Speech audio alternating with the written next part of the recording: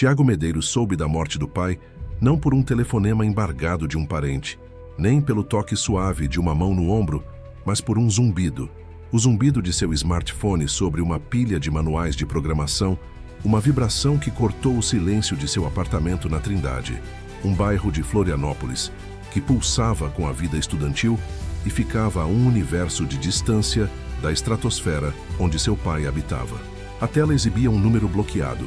Ele atendeu com a cautela de quem está acostumado a se defender de telemarketing e de bots. A voz do outro lado era metálica, desprovida de emoção, a voz de um advogado ou de um funcionário de funerária. Senhor Tiago Medeiros, falo em nome do escritório Aranha em Associados. Lamento informar o falecimento de seu pai, o senhor Rui Medeiros, ocorrido nesta manhã. As palavras pairaram no ar denso do apartamento, um ambiente que cheirava a café requentado e a eletricidade estática de 3 monitores ligados. Falecimento. Uma palavra tão clínica, tão asséptica, para um evento tão definitivo. Tiago não disse nada. O que havia para dizer? Seus sentimentos por Rui Medeiros eram um emaranhado complexo de admiração relutante, ressentimento crônico e a dor fantasma de uma conexão que nunca se concretizou. Ele era o filho recluso de um homem que era uma estrela. Rui Medeiros não era apenas um pai, era uma marca, o cérebro por trás da Sinapso, uma gigante do software de logística que havia revolucionado o transporte de cargas no Brasil. Rui era o rosto sorridente nas capas das revistas de negócios, o bilionário catarinense que construíra um império do zero, o homem cuja mansão em Jurerê Internacional era um marco arquitetônico e um símbolo de poder. Haverá uma cerimônia privada para a família. A leitura do testamento será na sexta-feira, às 10 da manhã, em nosso escritório. O endereço será enviado por mensagem. A voz continuou, implacável em sua eficiência. Tiago murmurou um ok e desligou. Ele ficou parado, o telefone na mão, olhando para o emaranhado de cabos que se espalhava pelo chão como uma selva digital. Sua selva, seu refúgio. Ele não sentiu a onda de luto que os manuais da psicologia descreviam. Sentiu um vácuo, a remoção de uma presença que era definida mais pela ausência do que pelo contato. Abriu o navegador, os dedos movendo-se com a memória muscular de quem passa 18 horas por dia diante de uma tela. Os portais de notícias já fervilhavam. A manchete do principal jornal de Santa Catarina era sensacionalista e direta. Tragédia em Jurerê, bilionário Rui Medeiros morre em acidente de lancha. A matéria descrevia o acidente com detalhes dramáticos. A lancha de Rui, a Ícaro, uma embarcação de última geração, teria sofrido uma falha elétrica catastrófica, resultando em uma explosão. Ele estava sozinho a bordo.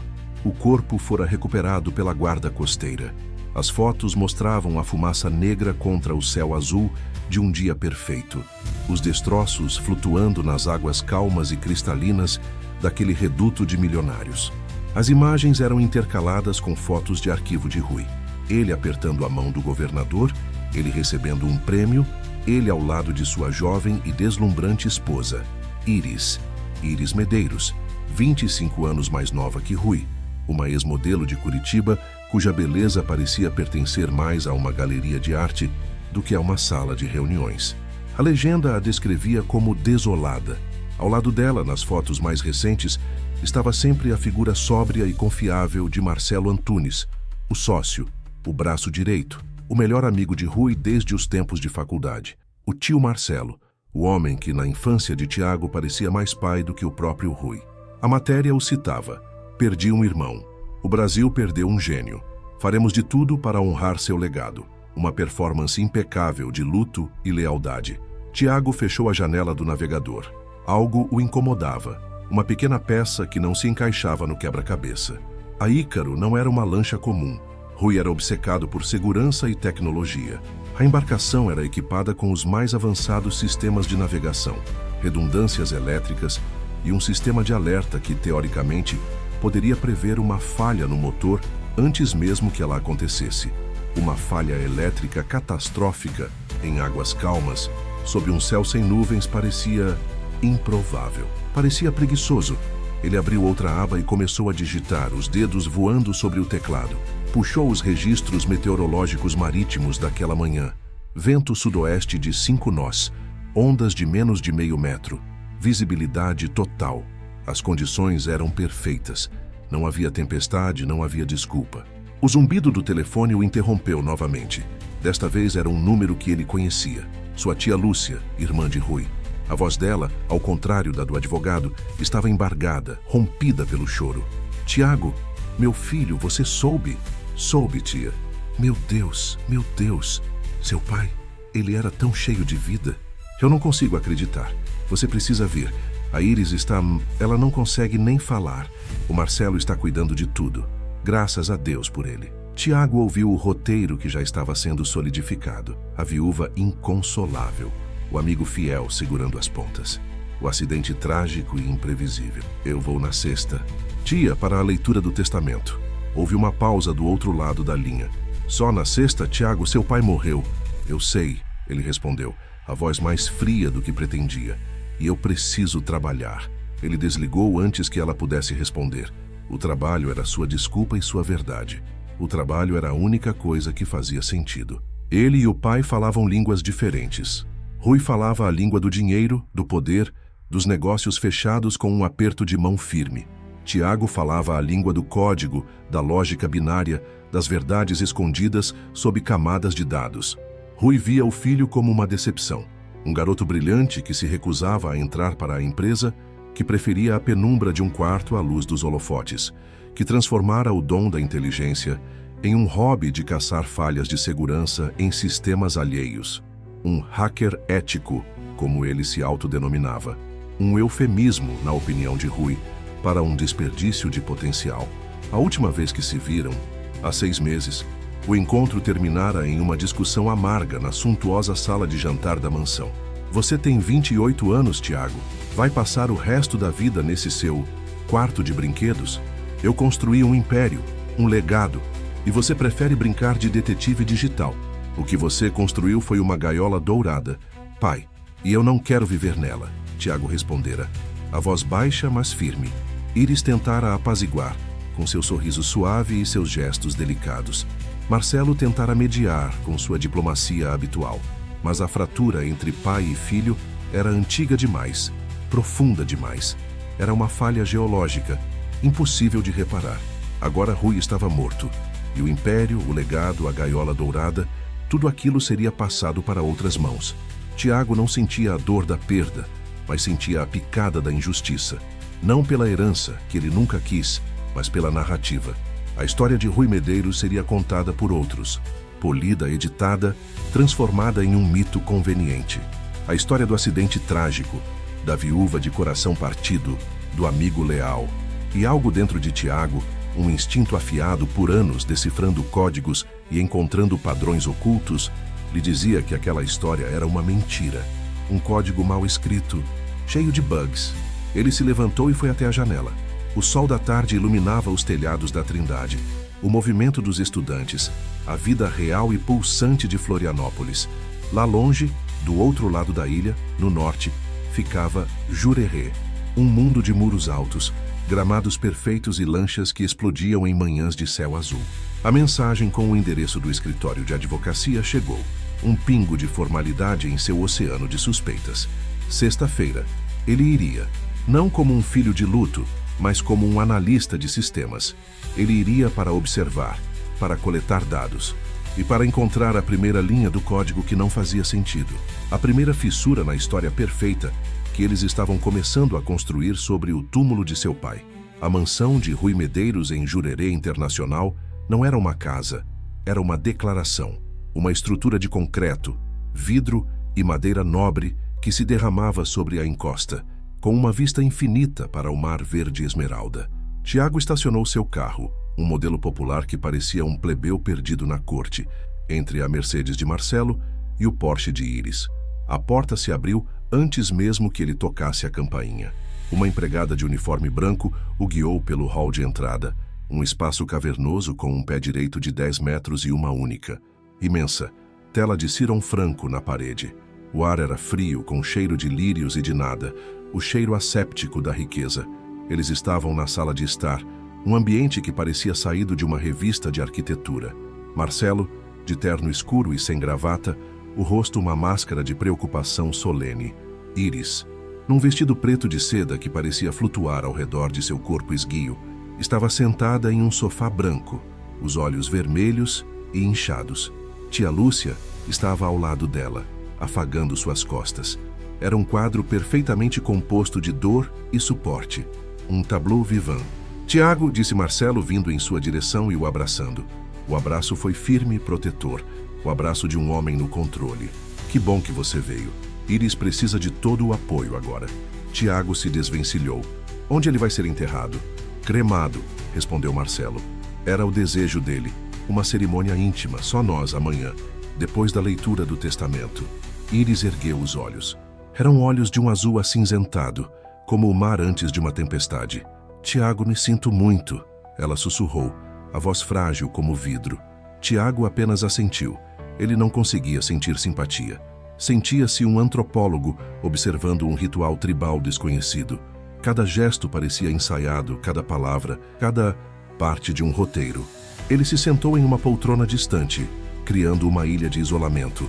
O silêncio que se seguiu foi preenchido apenas pelos soluços contidos de sua tia. Marcelo serviu uísque para si, água para os outros. Ele era o mestre de cerimônias daquele funeral antes do funeral. Na manhã de sexta-feira, o cenário mudou, mas os atores eram os mesmos. O escritório da Aranha em Associados ficava na Avenida Beira-Mar Norte, no último andar de um arranha-céu espelhado. A sala de reuniões tinha uma parede inteira de vidro com vista para a ponte Hercílio Luz. O Dr. Aranha, um homem de seus 60 anos, com cabelos prateados e a postura de um senador romano, sentou-se à cabeceira da longa mesa de jacarandá. Tiago sentou-se em uma extremidade, Marcelo e Iris juntos na outra. Tia Lúcia ficara na mansão, preferindo não participar. Dr. Aranha pigarreou, ajustou os óculos e abriu uma pasta de couro. Estamos aqui para a leitura da última vontade e testamento do Sr. Rui Medeiros, assinado e registrado em cartório no dia 15 de maio deste ano. 15 de maio, menos de 4 meses atrás. Tiago sentiu um leve arrepio, uma atualização recente. O advogado começou a ler, a voz monótona recitando as cláusulas legais. Havia legados para alguns funcionários de longa data, uma doação generosa para uma instituição de caridade que apoiava jovens programadores. Uma ironia que não passou despercebida por Tiago. E então veio a parte principal. Para meu filho Tiago Medeiros, leu Dr. Aranha, a quem amo apesar de nossas diferenças, deixo a quantia de R$500 mil, como prova de meu afeto e como um incentivo para que encontre seu próprio caminho. R$500 mil.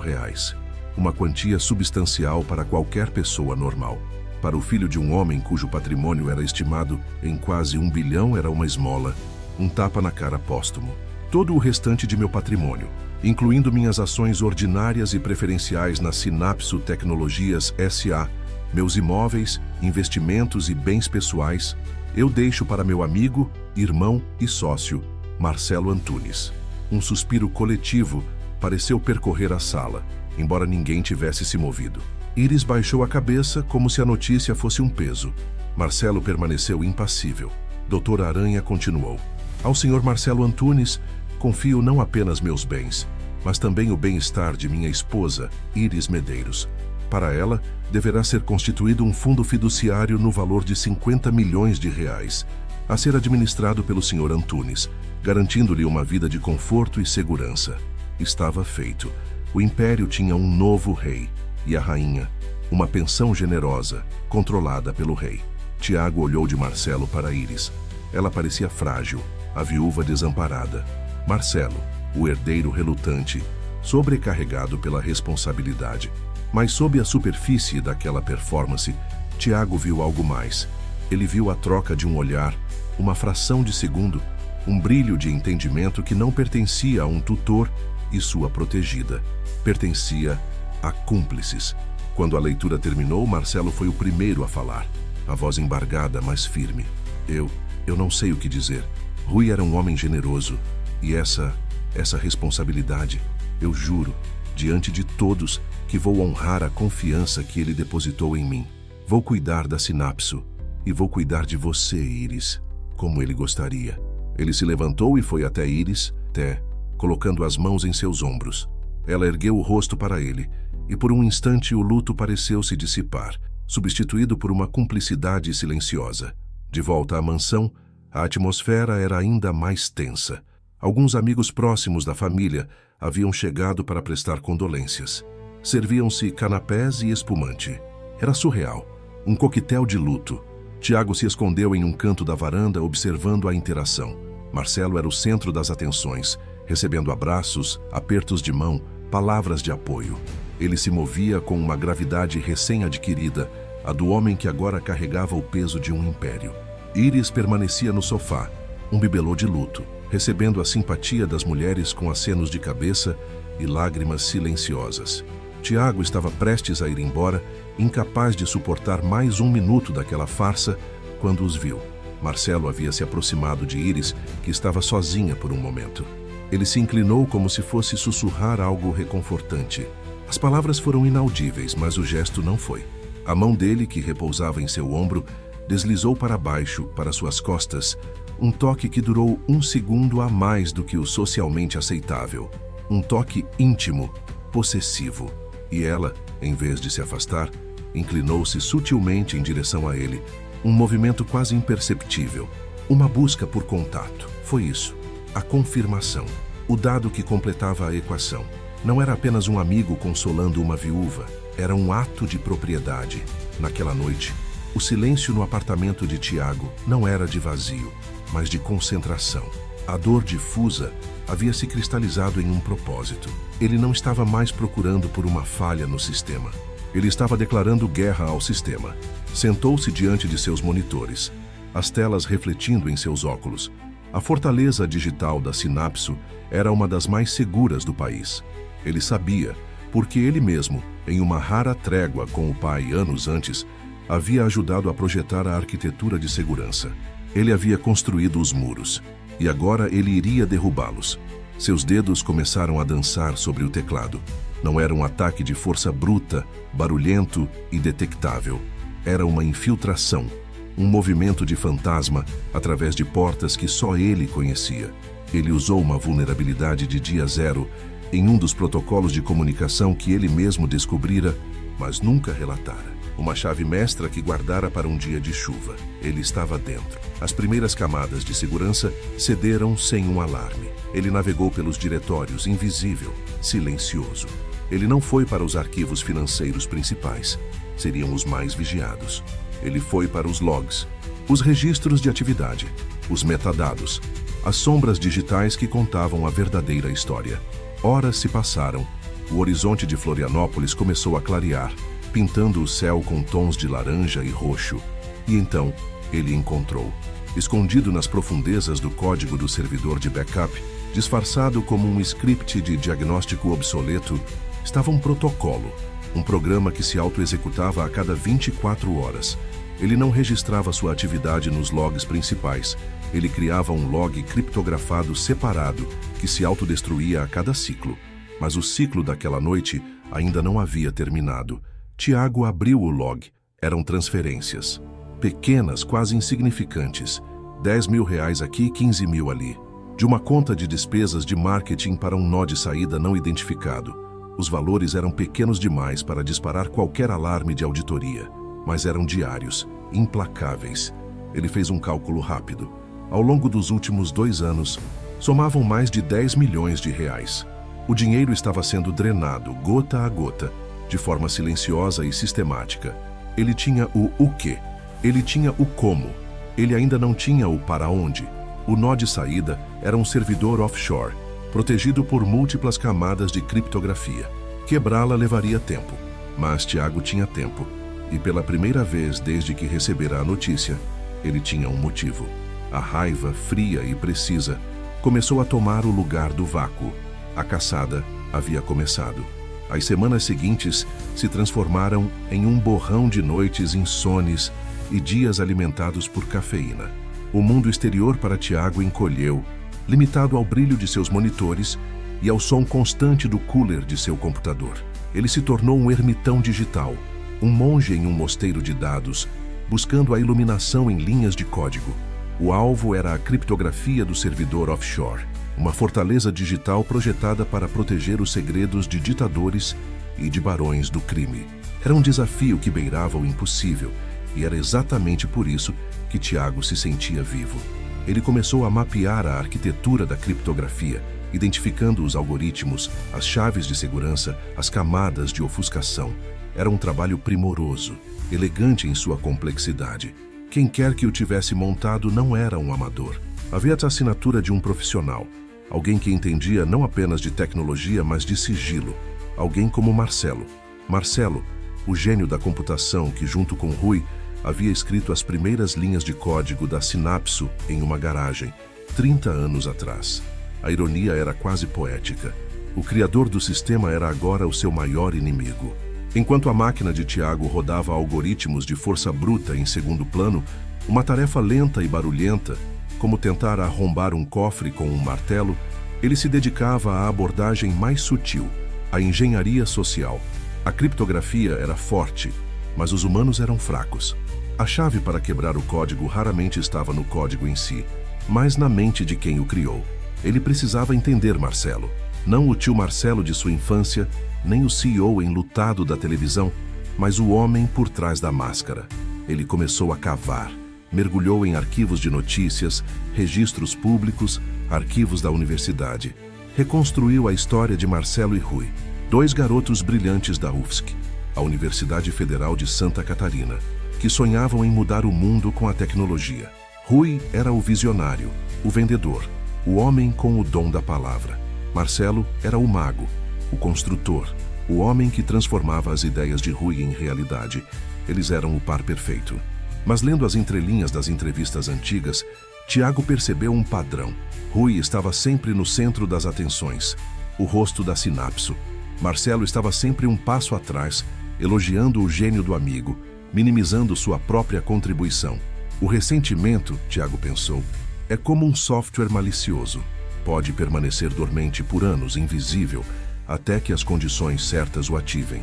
E a condição certa, a variável que mudou toda a equação, havia sido Iris. Tiago mudou o foco de sua investigação para ela. Iris Sampaio, antes de se tornar Iris Medeiros. Seu passado era mais difícil de rastrear. Ela havia trabalhado como modelo em Curitiba, com algum sucesso, mas nada espetacular. Havia se mudado para Florianópolis 5 anos atrás. Conhecera Rui em um evento de caridade, um leilão de arte. Foi um romance de conto de fadas, segundo as colunas sociais. O bilionário e a bela jovem. Casaram-se 6 meses depois. Mas como Marcelo se encaixava nisso? Onde e quando seus caminhos se cruzaram com os de Iris? Ele mergulhou nas redes sociais. Não nas contas atuais que seriam cuidadosamente curadas, mas nos arquivos, nas contas antigas, nos perfis deletados que a internet nunca esquece de verdade. Ele encontrou um perfil antigo de Iris em uma rede social de fotografia, da época em que ela ainda sonhava em ser fotógrafa antes de se tornar modelo. Havia fotos de paisagens, retratos conceituais e, escondida no meio delas, uma foto que fez o coração de Tiago acelerar. A foto era de um bar rústico à beira-mar. A legenda dizia: Pôr do sol em Santo Antônio de Lisboa. Noite mágica.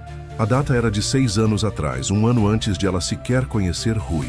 E refletido no espelho atrás do bar, quase fora de foco, estava o rosto de um homem mais jovem. Era Marcelo. O cabelo mais escuro, sem os fios grisalhos na têmpora, mas inconfundivelmente ele. Eles se conheciam. Conheciam-se antes de Rui. O caso deles não era uma traição recente, nascida do luto e da oportunidade. Era algo antigo, algo que havia sido enterrado e reavivado. A descoberta deu a Tiago uma nova direção. Ele voltou sua atenção para os servidores da Synapse, mas desta vez não procurava por anomalias financeiras. Procurava por comunicações, e-mails, mensagens internas, logs de videoconferência. Tudo seria criptografado, é claro, mas a criptografia interna da empresa era outra de suas criações. Ele sabia onde as chaves mestras eram armazenadas, em um servidor virtual que se disfarçava de impressora de rede. Levou mais uma noite, mas ele conseguiu. Ele abriu a caixa de e-mails de Marcelo. A maioria era profissional, tediosa, mas ele criou um filtro para buscar por comunicações com Iris. Não havia e-mails diretos entre as contas corporativas de Marcelo e as pessoais de Iris. Seria amador demais, mas havia e-mails para um endereço genérico, um pseudônimo, Ariadne. As mensagens eram curtas, codificadas. O projeto está avançando como planejado. O investidor principal parece satisfeito. A reunião de hoje foi produtiva. Eram mensagens que, para um observador externo, pareceriam sobre um projeto de trabalho. Mas Tiago sabia que investidor principal era Rui. E o projeto era o golpe. E em um dos e-mails ele encontrou a peça que faltava. Uma mensagem de Marcelo para Ariadne, enviada um dia após a atualização do testamento de Rui. Dizia apenas: "O labirinto está quase completo. O Minotauro assinou a própria sentença. Só falta o sacrifício final. Lembre-se do nosso canto. O Minotauro era Rui. O sacrifício era a morte dele." E o canto... Onde ele já tinha ouvido aquela palavra? Ele voltou para a foto antiga de Íris, a foto do bar em Santo Antônio de Lisboa. Ele deu zoom na fachada do estabelecimento, mal visível. O nome estava pintado em madeira desbotada. Pousada Canto da Sereia. O Canto da Sereia. Seu corpo inteiro se arrepiou. A arrogância, a certeza da vitória os fizera descuidados. Aquilo não era apenas uma senha, era uma confissão. Ele voltou para a tela onde seu programa de força bruta ainda martelava a criptografia do servidor offshore. Ele o parou, apagou os algoritmos complexos e no campo da senha ele digitou lentamente as 3 palavras: Canto da Sereia. A tela piscou e então a fortaleza caiu. Pastas e arquivos se materializaram na tela. Extratos bancários, comprovantes de transferência, documentos de incorporação de empresas de fachada em paraísos fiscais. E no centro de tudo, uma conta, em nome de Ariadne Enterprises, cujo único beneficiário era Íris Sampaio. Ele tinha a prova do caso, tinha a prova do desvio de dinheiro, tinha a confissão codificada do plano de assassinato. O suor escorria por sua testa, mas ele não sentia. A exaustão de semanas desapareceu, substituída por uma adrenalina gelada e furiosa. Ele olhou para a foto de seu pai na tela do computador. Uma foto antiga, dele sorrindo, antes de Íris, antes do império se tornar uma obsessão que o consumiu.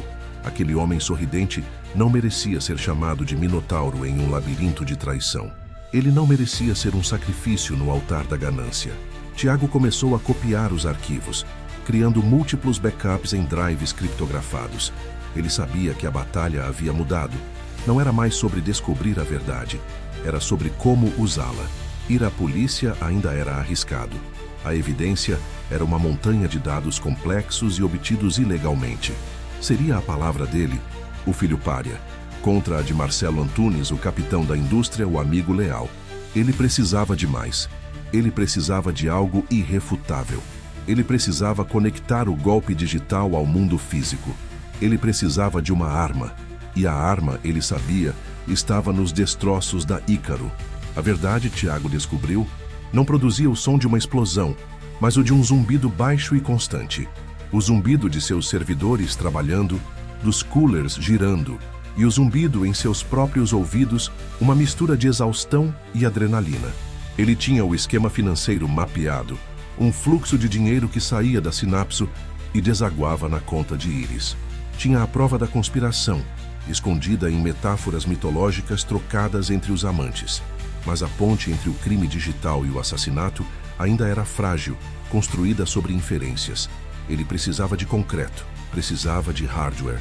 Sua nova obsessão se tornou a Ícaro. Ele passou dias pesquisando sobre o modelo da lancha, uma customizada italiana, um brinquedo de milionário. Mergulhou em fóruns de entusiastas de barcos, manuais técnicos, diagramas elétricos. Aprendeu sobre o sistema de controle da embarcação, uma rede complexa de sensores e atuadores governada por uma unidade de controle eletrônico, ECU Central. Era o cérebro do barco. E como qualquer cérebro, podia ser hackeado.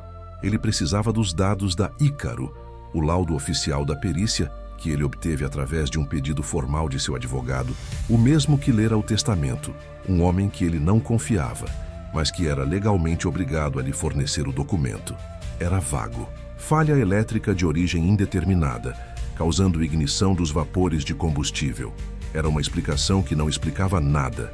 O relatório mencionava que a caixa preta da embarcação, um gravador de dados similar ao de aviões, havia sido danificada na explosão e os dados eram irrecuperáveis.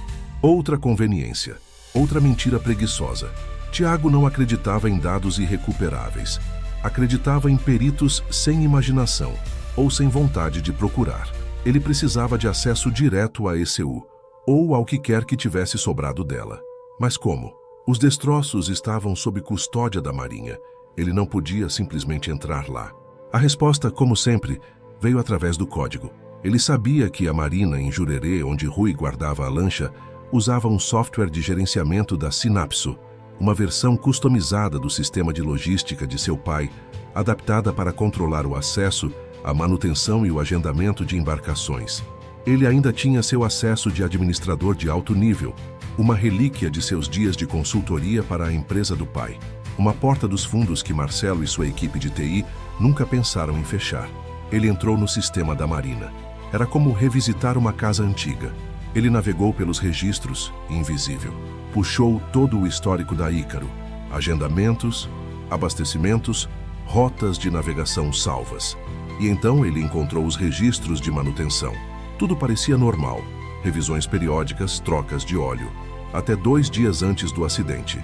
Havia um registro de um serviço não agendado. A descrição era sucinta. A atualização do software da ECU e substituição do módulo de comunicação via satélite. O serviço foi realizado por uma empresa que ele nunca tinha ouvido falar. Nautatec Soluções Marítimas. O coração de Tiago começou a bater mais rápido. Uma atualização de software não programada no cérebro eletrônico do barco, 2 dias antes de ele explodir, era coincidência demais. Ele começou a investigar a Nautatec. O endereço da empresa era uma sala comercial em um prédio antigo no centro de Florianópolis. O site era um template barato. Não havia histórico, não havia outros clientes notáveis. A empresa parecia ter surgido do nada, existindo apenas para realizar aquele único serviço. Ele cruzou os dados, usou o CNPJ da Nautatec para puxar os registros na junta comercial. A empresa fora aberta 3 meses antes. Os sócios eram 2 nomes que ele não reconhecia. Laranjas, sem dúvida. Mas o pagamento pelo serviço, ele rastreou a nota fiscal eletrônica no sistema da Marina. O pagamento não fora feito por Rui, mas por um intermediário, uma transferência de uma conta de consultoria. E quando Tiago rastreou a origem daquela conta de consultoria, o zumbido em seus ouvidos se tornou um alarme. A conta pertencia a uma das empresas de fachada criadas por Marcelo e Iris, a mesma usada para lavar o dinheiro desviado da Synapso. A peça se encaixou com um clique audível. A Nautatec era uma farsa. Eles não foram lá para fazer manutenção. Foram para instalar algo, um cavalo de Troia, um software malicioso no cérebro da Ícaro, que lhes daria o controle remoto da embarcação. Eles podiam monitorar a localização, desligar os motores, cortar as comunicações e talvez sobrecarregar o sistema elétrico até causar uma faísca. Eles não precisavam de uma tempestade. Eles eram a tempestade. A evidência era forte, mas ainda circunstancial. Ele precisava do código. Precisava do software que a Nautatec instalou. Como obtê-lo? Ele duvidava que os destroços ainda contivessem algo útil. A ECU provavelmente havia sido destruída, mas o software, talvez houvesse um backup, uma cópia nos servidores da Nautatec, se é que eles existiam. Ele encontrou o endereço IP do site da Nautatec. Era um serviço de hospedagem barato, com segurança mínima. Invadi-lo foi um exercício de 5 minutos, mas os servidores estavam limpos. Não havia nada. Era um beco sem saída. Frustrado, ele se recostou na cadeira. Olhou para a teia de conexões que desenhara em um quadro branco na parede. Rui, Marcelo, Iris, Synapso, Nautatec, a conta offshore. Todas as linhas levavam a Marcelo e Iris. Mas a prova do assassinato, a arma do crime, era um fantasma. Foi então que ele se lembrou de algo. Seu pai era paranoico com backups. Ele não confiava na nuvem, não confiava em servidores externos. Ele mantinha seu próprio servidor de backup pessoal, um sistema offline, fisicamente desconectado da internet, em um local que só ele conhecia, um data bunker. Quando Tiago era mais novo, ajudara o pai a configurá-lo. Onde ficava? Ele vasculhou sua memória. E então a imagem veio. Um cômodo pequeno, sem janelas, revestido de aço, no subsolo da mansão em Jurerê. Ele precisava entrar na casa. Mas como? Ele não era mais bem-vindo lá. Iris e Marcelo o viam como um inimigo. A desculpa de buscar um objeto pessoal não funcionaria. Ele precisava de uma razão para que o convidassem. Ou melhor, para que o convocassem. Ele precisava de um advogado. Não o Dr. Aranha, o homem de seu pai. Alguém novo, alguém com fome. Alguém que não tivesse medo de cutucar o vespeiro. Ele se lembrou de Júlia Neves, uma antiga colega da universidade. Ela não estudara computação, mas direito. Era afiada, cínica e tinha um desprezo saudável por bilionários. Eles não eram amigos, mas se respeitavam. Ela era a pessoa perfeita. Ele a encontrou online. Tinha seu próprio escritório de advocacia, pequeno, mas com uma reputação de pegar casos difíceis. Ele ligou. Júlia Neves falando. Júlia, é o Tiago. Tiago Medeiros. Houve um silêncio do outro lado. O fantasma. Achei que você tinha sido abduzido por alienígenas depois da faculdade. Li sobre o seu pai. Meus pêsames. Obrigado. Eu preciso de ajuda. Preciso de um advogado. Não é a minha área. Tiago, disputas de herança, a menos que envolvam fraude em licitação ou algo divertido, não me interessam. Envolve mais do que isso, ele disse a voz baixa. Envolve fraude. E talvez assassinato. Outro silêncio. Mais longo. Onde e quando? Ela disse finalmente. Eles se encontraram naquela noite em um bar discreto no bairro Santa Mônica. Tiago levou seu notebook. Por 2 horas ele a guiou pela teia que havia descoberto. Mostrou-lhe os logs, as transferências, os e-mails codificados, a conexão com a Nautatech. Ele não falou de suas suspeitas, apenas apresentou os dados, crus, frios. Júlia ouviu sem interromper, os olhos fixos na tela, o cérebro processando a informação. Quando ele terminou, ela pediu outra cerveja. Você conseguiu tudo isso ilegalmente, ela disse, não como uma acusação, mas como um fato. A verdade não se importa com a legalidade, ele respondeu. Ela o encarou por um longo tempo. Eles vão te destruir, vão te pintar como um filho ganancioso e desequilibrado. E francamente você não parece muito equilibrado. É por isso que eu preciso de você. Preciso de uma estratégia. Preciso entrar naquela casa. Há um servidor no subsolo. Acho que a arma do crime está lá. Júlia deu um longo gole em sua cerveja. Um pequeno sorriso se formou em seus lábios. Um bilionário assassinado, uma viúva negra, um sócio traiçoeiro e um filho hacker em busca de vingança. Certo, Medeiros. Isso parece divertido. Ela se inclinou sobre a mesa. Aqui está o que vamos fazer. Vamos entrar com uma ação. Não contestando o testamento, isso seria suicídio. Vamos entrar com uma petição para auditar os registros financeiros da Sinapso dos últimos 5 anos, alegando má gestão e potencial fraude por parte da diretoria. É um tiro no escuro legal, mas vai assustá-los. Vai forçá-los a reagir. E no meio da confusão, vamos pedir uma ordem judicial para acessar os arquivos pessoais de Rui, incluindo qualquer equipamento de informática em sua residência principal. É a nossa única chance de entrar lá legalmente. Tiago sentiu uma onda de alívio.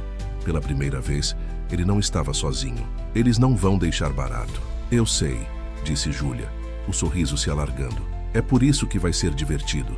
Prepare-se, Tiago. A Guerra Fria acabou. Agora começa a guerra de verdade. A petição de Júlia caiu no mundo jurídico de Florianópolis como uma rocha em um lago de vidro. A notícia se espalhou pelos círculos de negócios e colunas sociais com a velocidade de um incêndio. Filho de Rui Medeiros contesta a diretoria da Sinapso alegando fraude. Era uma declaração de guerra aberta. E a resposta de Marcelo foi imediata e brutal. 2 dias depois, os principais jornais e portais de notícias publicaram perfis nada lisonjeiros de Tiago. Fontes anônimas, descritas como próximas à família, o pintavam como um jovem problemático, um pária que vivia de bicos obscuros no mundo da informática. Fotos antigas, de sua adolescência, com cabelo comprido e camisetas de bandas de metal, foram desenterradas. A narrativa era clara. O filho ressentido e instável, motivado pela ganância, tentava manchar a reputação do homem que seu pai escolhera como sucessor. Era um assassinato de reputação, executado com a precisão de uma campanha de marketing. Eles estão com medo, disse Júlia ao telefone. Ela parecia se deliciar com a agressividade da resposta. Essa reação exagerada é um bom sinal. Significa que acertamos um nervo. Eles estão me transformando em um vilão, Júlia. Claro que estão. É o que eles fazem. Ignore. Continue focado no objetivo. O juiz marcou uma audiência preliminar para a próxima semana. Ele vai decidir se concede ou não a ordem para a auditoria e o acesso aos arquivos. E ele concederá. A acusação é grave demais para ser ignorada. Esteja pronto. Enquanto a tempestade midiática rugia, Tiago se concentrava na tempestade digital que ele mesmo criaria.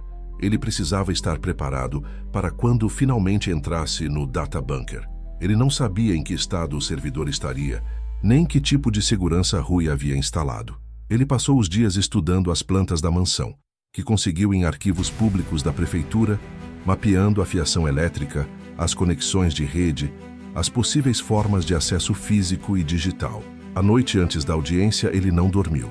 Ele repassou todos os dados, organizando-os em uma apresentação clara e lógica para Júlia. Ele sabia que sua evidência digital por si só não seria suficiente. Precisava ser traduzida para a linguagem do mundo real, a linguagem que um juiz entenderia. A audiência foi realizada em uma sala pequena e austera, no Tribunal de Justiça de Santa Catarina. Era um ambiente de madeira escura e luz fria. Tiago, de terno emprestado, sentia-se um impostor. Do outro lado da sala estavam Marcelo e Iris, acompanhados por uma equipe de 3 advogados do escritório Aranha e Associados. Marcelo o encarou com um olhar de desprezo e piedade. Iris não olhou em sua direção, mantendo os olhos fixos em suas mãos, no papel de viúva assediada. Júlia foi brilhante. Ela não atacou, não acusou. Ela apresentou o caso com uma calma cirúrgica. Falou sobre o dever fiduciário da diretoria, sobre a necessidade de transparência. Mencionou as transferências suspeitas, não como um fato comprovado, mas como anomalias que requerem esclarecimento. Ela pintou o pedido de auditoria não como um ato de agressão, mas como uma medida necessária para proteger o legado de Rui Medeiros e os interesses de todos os acionistas, incluindo o próprio Tiago, ainda que minoritário. O advogado de Marcelo, o próprio doutor Aranha, rebateu com veemência. Chamou a petição de frívola, vingativa e uma tentativa de extorsão. Usou os artigos de jornal como prova do caráter instável de Tiago. Foi uma performance teatral, cheia de indignação e palavras grandiloquentes. O juiz, um homem de meia idade com um ar de cansaço perpétuo, ouviu a ambos em silêncio. Quando terminaram, ele folheou os documentos por um longo tempo. Finalmente, ergueu os olhos. A reputação de um homem não é prova em um tribunal de justiça, disse ele, a voz neutra.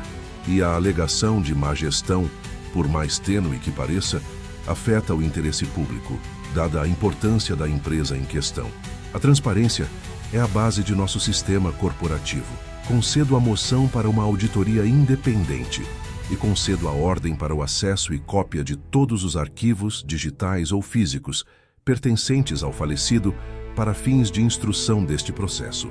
Um oficial de justiça acompanhará o Sr. Medeiros e sua advogada à residência principal amanhã, às 9 da manhã, para garantir o cumprimento da ordem. O martelo bateu. Um som seco definitivo. Tiago viu o maxilar de Marcelo se contrair. Viu a mão de Iris tremer. Eles haviam perdido a primeira batalha. A porta do bunker estava prestes a se abrir.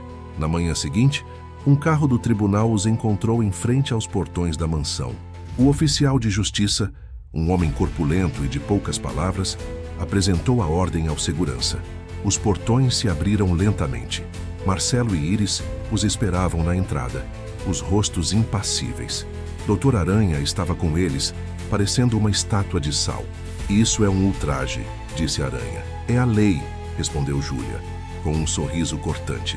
O servidor está no subsolo, disse Tiago, dirigindo-se ao oficial. Eu posso mostrar o caminho. Eles desceram uma escada em espiral até o porão. O ar ficou mais frio. No final de um corredor, havia uma porta de aço, sem fechadura visível. Apenas um pequeno painel biométrico. Apenas a digital de Rui abria, disse Marcelo, um tom de triunfo em sua voz. Boa sorte. Tiago se aproximou do painel. Ele sabia que o sistema biométrico era de primeira geração, fácil de enganar com uma cópia de alta resolução. Mas ele não tinha uma. Ele olhou para o painel examinando-o, e então ele sorriu. Ele sempre foi previsível, murmurou Tiago. Seu pai era um gênio, mas tinha um ego, e confiava demais em sua própria inteligência. Ao lado do painel biométrico, escondido pela moldura da porta, Havia um pequeno teclado numérico, quase invisível. Um acesso de emergência. Ele me disse uma vez, Tiago falou, mais para si mesmo do que para os outros, que toda fortaleza precisa de uma saída de emergência. A questão é quem tem a chave. Ele digitou uma sequência de 16 dígitos, uma combinação de datas de nascimento, números primos e a data da fundação da Synapse. A porta de aço emitiu um clique suave e se abriu. Marcelo ficou pálido. O data bunker era um cômodo pequeno, gelado, iluminado por uma luz fria de LED. No centro, um rack de servidores zumbia suavemente. Preciso de 1 hora, disse Tiago ao oficial. Ele conectou seu notebook ao sistema. O que encontrou foi um espelho, um backup perfeito de todos os servidores da Synapse, atualizado diariamente, e em uma partição separada e criptografada, os arquivos pessoais de Rui. Para quebrar essa criptografia, ele precisaria de outra senha, mas ele tinha um palpite. Ele pensou no ego de seu pai, em sua obsessão pela mitologia. O nome da lancha, Ícaro. Ele digitou a senha. Dédalo, o nome do pai de Ícaro, o arquiteto do labirinto. A partição se abriu, e lá estava, uma pasta chamada Nautatech. Dentro dela, um único arquivo, uma cópia do software que havia sido instalado na ECU da Ícaro. Tiago abriu o código. Era diabólico em sua simplicidade. Havia um comando oculto, ativado por uma mensagem de satélite criptografada, que instruía o sistema a sobrecarregar o circuito da bomba de combustível. A mensagem podia ser enviada de qualquer lugar do mundo, e no log do programa ele encontrou o que procurava, a data e a hora em que o comando foi recebido. Coincidia ao segundo com a hora da explosão. E o IP de origem da mensagem, ele o rastreou. Era de um telefone via satélite. Um telefone registrado em nome de uma das empresas de fachada de Marcelo. Ele tinha a arma do crime fumegante, a tempestade perfeita de dados. Ele copiou o arquivo. Enquanto o progresso da cópia avançava na tela, ele encontrou outra pasta. Chamava-se Seguro. Curioso, ele a abriu. Dentro havia um vídeo. A data era da noite anterior ao acidente. Ele clicou 2 vezes. O rosto de seu pai apareceu na tela. Ele parecia cansado, mais velho. Estava em seu escritório, na mansão. Se você está vendo isso, Tiago, começou Rui, da voz baixa, significa que eu estava certo e que eu falhei. Eu cometi um erro terrível. Deixei a vaidade me cegar. Eu sei sobre a Iris e sobre o Marcelo. Eu sei do dinheiro. Descobri tudo há 1 semana. Tiago prendeu a respiração. Eu os confrontei, continuou Rui. Eles negaram, é claro, mas eu vi nos olhos deles. Eu vou fazer uma viagem na Ícaro amanhã, sozinho. É um risco, eu sei. Eles podem tentar algo, mas eu preciso pensar. Preciso decidir o que fazer.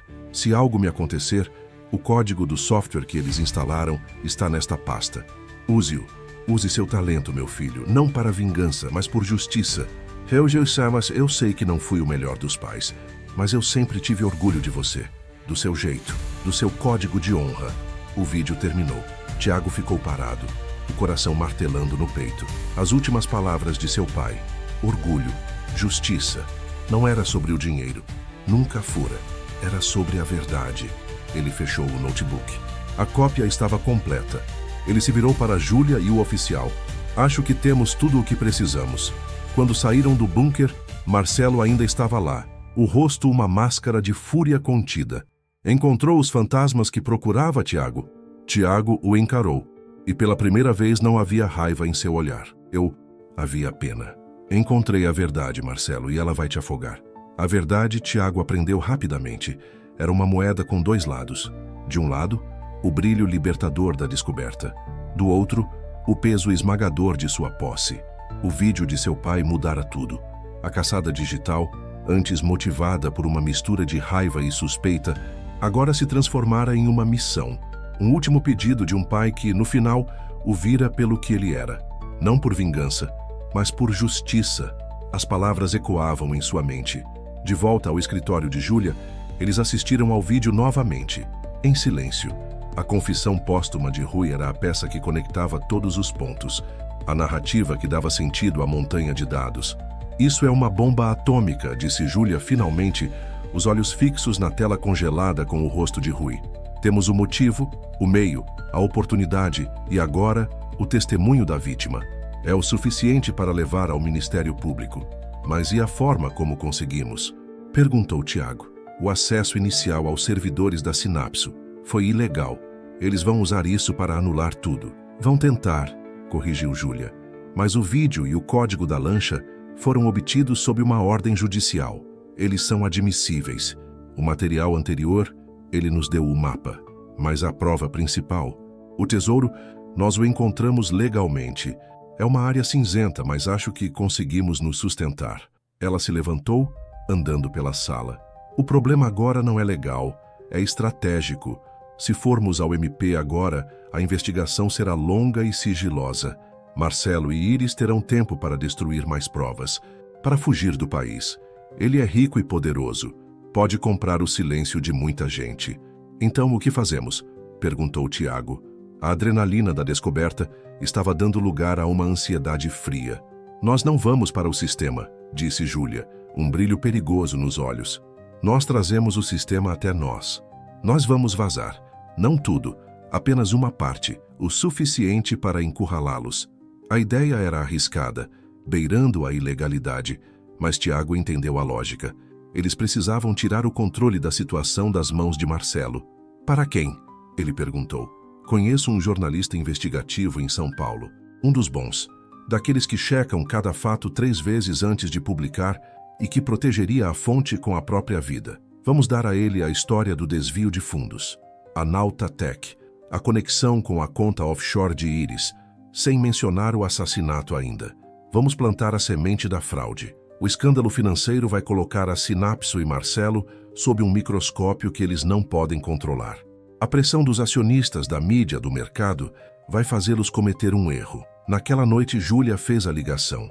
O jornalista, um homem chamado Ricardo Melo, ouviu a história com interesse e ceticismo. Júlia lhe enviou um pacote de dados criptografado, contendo apenas as provas do esquema financeiro.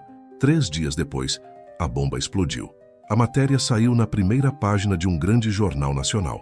Sinapso sob suspeita. Sócio herdeiro e viúva de fundador, ligados à empresa de fachada e contas offshore.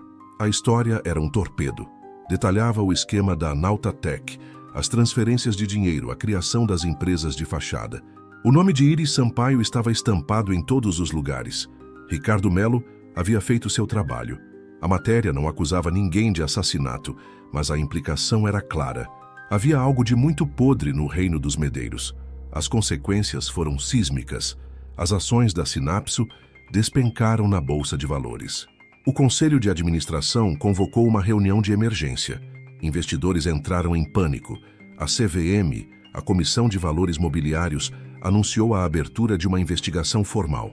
Marcelo, que antes controlava a narrativa, agora era engolido por ela. Ele tentou lutar. Deu uma entrevista coletiva, o rosto tenso, a voz controlada. Negou tudo.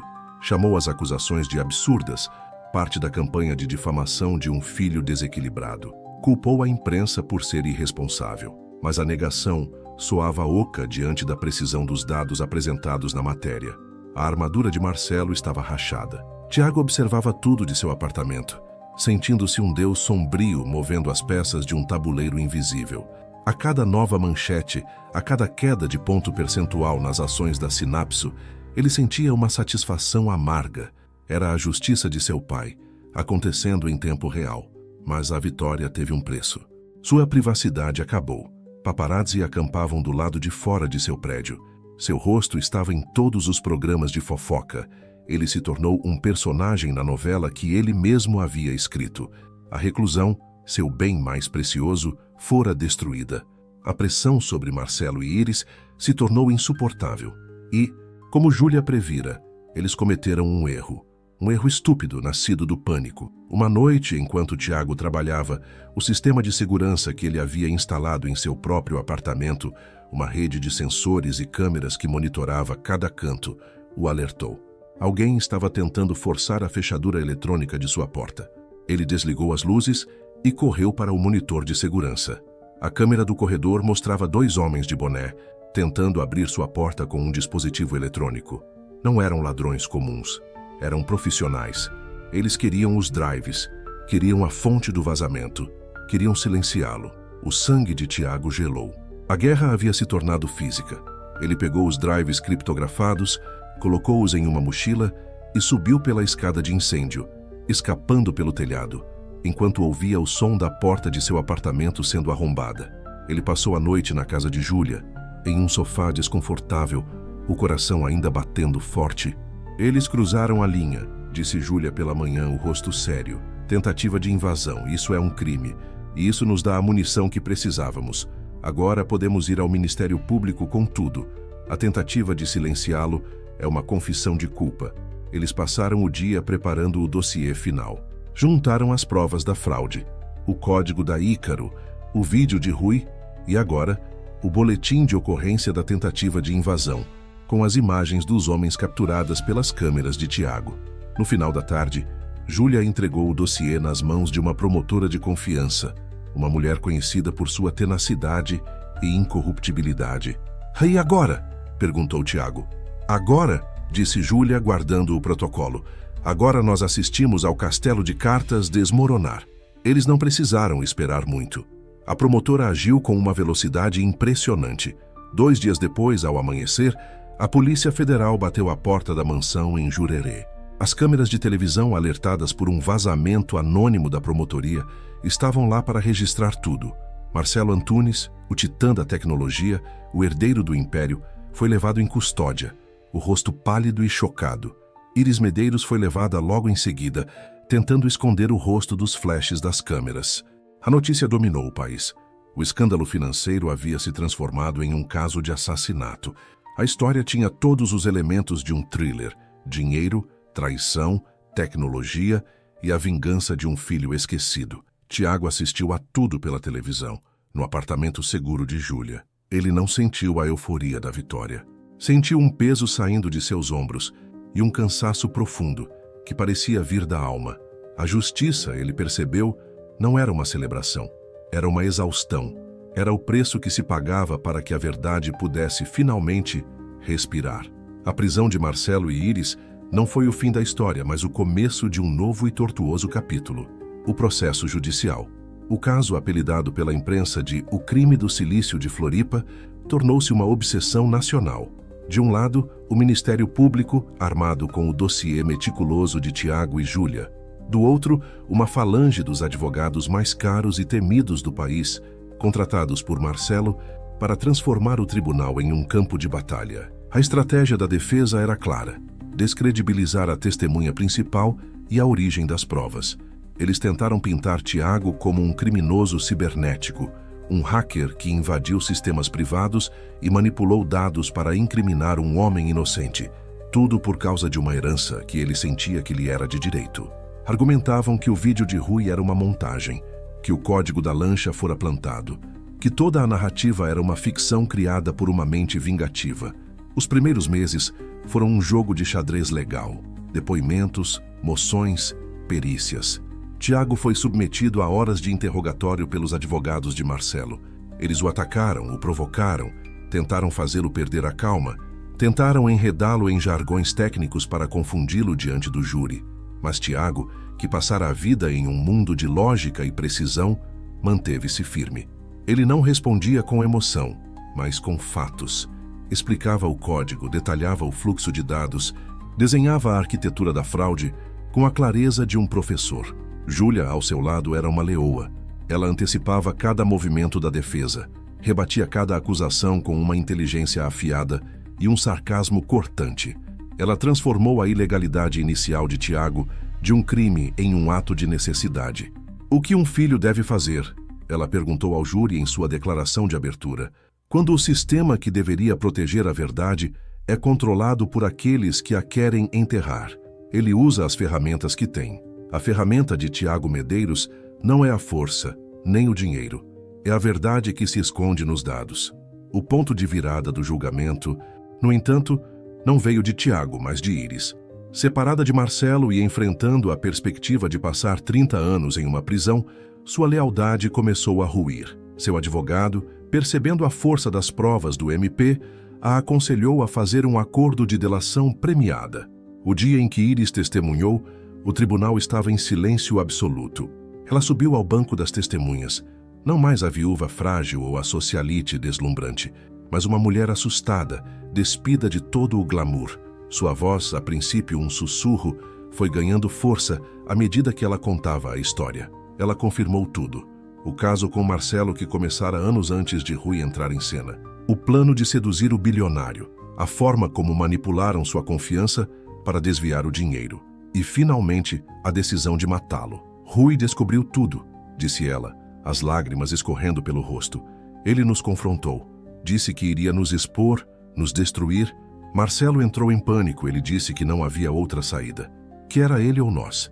Ela descreveu como Marcelo, usando seus conhecimentos técnicos, planejou o acidente, como ele contratou a Nautatech, como ele testou o software de sabotagem. Eu não queria, ela soluçou. Eu juro que não queria, mas eu estava com medo. Medo de Marcelo, medo de perder tudo. Seu testemunho foi devastador. A defesa de Marcelo tentou pintá-la como uma mentirosa manipuladora, uma mulher que tentava salvar a própria pele, jogando a culpa em seu amante. Mas suas palavras, combinadas com a montanha de evidências digitais de Tiago, criaram uma narrativa coesa e irrefutável. O momento final do checkmate, no entanto, foi de Tiago. Chamado novamente para depor após o testemunho de Iris, o promotor lhe fez uma última pergunta. Senhor Medeiros, a defesa alega que tudo isso foi motivado por dinheiro, pela herança que seu pai não lhe deixou. O que o senhor tem a dizer sobre isso? Tiago se levantou. Ele não olhou para o promotor, nem para o júri. Ele olhou diretamente para Marcelo, que o encarava do outro lado da sala, o rosto uma máscara de ódio. Meu pai e eu não concordávamos em quase nada, disse Tiago, a voz calma e clara. Mas ele me ensinou uma coisa, que todo sistema, seja ele um software, uma empresa ou uma família, é baseado em um código de honra, em regras, em confiança. Marcelo não quebrou apenas a lei, ele quebrou o código. Ele traiu a confiança do meu pai, da empresa que eles construíram juntos. Ele roubou, mentiu e matou, não por necessidade, mas por ganância. A herança, ele pode ficar com o dinheiro. O que eu queria de volta era o legado do meu pai. Não o legado do bilionário, mas o do homem que acreditava que o código certo podia mudar o mundo. O que Marcelo fez foi criar um código para destruí-lo. E o que eu fiz foi simplesmente reescrever o final da história. Ele se sentou. O silêncio na sala do tribunal era profundo. O júri não demorou muito para chegar a um veredito. Marcelo Antunes foi considerado culpado de homicídio qualificado, fraude e formação de quadrilha, sentenciado a 35 anos de prisão. Iris Medeiros, por sua colaboração, recebeu uma pena reduzida, 12 anos por fraude e cumplicidade. O caso estava encerrado. A justiça fora feita. Ao sair do tribunal, cercado por um enxame de repórteres, Tiago não parou para dar entrevistas. Ele apenas caminhou, com Júlia ao seu lado. E agora, hacker? Ela perguntou com um meio sorriso. Vai assumir a Sinapso e se tornar o rei que você nunca quis ser? Tiago olhou para o céu de Florianópolis, sentindo o sol em seu rosto pela primeira vez em meses. Não, ele disse. O rei está morto e o castelo precisa ser demolido. Ele sabia o que precisava fazer. Não era assumir o controle, mas libertar a empresa da sombra de seu pai e da traição de Marcelo. Ele tinha um último código a escrever. A queda de Marcelo Antunes deixou um vácuo de poder na Sinapso. O conselho de administração, em pânico com a crise de imagem e a instabilidade do mercado, fez a única jogada que parecia lógica. Ofereceu a presidência a Tiago. Ele era um Medeiros. Ele era o herói que desmascarara a fraude. Sua nomeação seria um sinal de restauração, de um retorno à ordem. Eles o convocaram para uma reunião na sede da empresa, o mesmo prédio imponente que ele evitara por toda a sua vida adulta. Sentado na mesma cadeira onde seu pai se sentara por 30 anos, na sala de reuniões com vista para a Bahia, Tiago ouviu a oferta. Um salário multimilionário, controle total, a chance de moldar o futuro da tecnologia no Brasil. Era o sonho de Rui. Entregue a ele em uma bandeja de prata. Agradeço a confiança, disse Tiago quando terminaram. Mas eu recuso. Os membros do conselho o encararam chocados. Recusa? Mas a empresa é o seu legado, disse um deles. Não, respondeu Tiago. A empresa foi o sonho do meu pai e o pesadelo do Marcelo. Ela precisa encontrar o próprio caminho. livre dos fantasmas dos Medeiros e dos Antunes. Ele então lhes apresentou seu plano. Não era um plano para assumir o poder, mas para distribuí-lo. Ele propôs a criação de um comitê de gestão formado por funcionários de longa data, os engenheiros e gerentes que eram a verdadeira alma da Sinapso. Ele usaria sua recém-adquirida influência como acionista minoritário e figura pública para forçar uma reestruturação completa, tornando a empresa mais transparente, mais ética. E, como seu primeiro ato, ele anunciou que a quantia exata que fora roubada por Marcelo e Iris, recuperada pela justiça, seria transformada em um fundo de participação nos lucros para todos os funcionários. Sua decisão foi recebida com uma mistura de espanto e admiração. Ele não queria o trono, ele queria desmantelá-lo e distribuir as peças. Nos meses seguintes, Tiago trabalhou incansavelmente, não como CEO, mas como um consultor, um arquiteto da transição. Ele ajudou a estabilizar a empresa, a restaurar a confiança dos investidores e, mais importante, dos próprios funcionários. Quando sentiu que seu trabalho estava feito, ele se afastou, deixando a Sinapso nas mãos de sua nova liderança. O que fazer com a herança que lhe cabia, os R$500 mil e a fortuna de Iris que, após o confisco e as multas, fora revertida para ele como parte da reparação de danos? Ele não queria o dinheiro. Era um dinheiro manchado de sangue e traição.